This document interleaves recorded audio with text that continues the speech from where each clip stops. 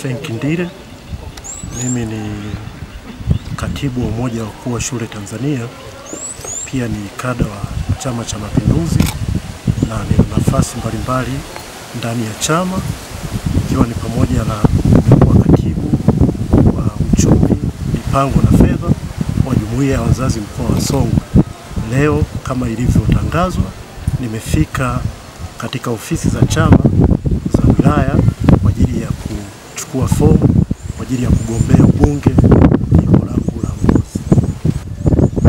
Nimewiwa kugombea ubunge kwa sababu nataka kuwatumikia wananchi wa Mbozi, na mimi ni mzaliwa wa Mbozi. Nimeona nitumie fursa hii kuwasaidia wananchi wa Mbozi. Na Tanzania ni kubwa na ina wawakilishi mbalimbali. Unapokuwa na mwakilishi ambaye ni mzuri, manake unapata wananchi ambao wananchi wa jimbo husika wanapata maendeleo.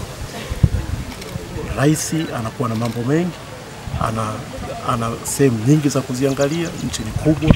Kwa panapokuwa na kisemeo ambaye ni mbunge ambaye yuko vizuri, basi inakuwa ni rahisi kupata maendeleo ndani ya jimbo.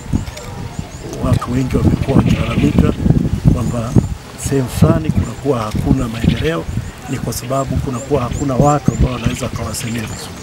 Sasa mimi kwa elimu yangu niliyoipata, napenda niwatumikie wananchi wangu ili tuweze kusukuma mbele maendeleo.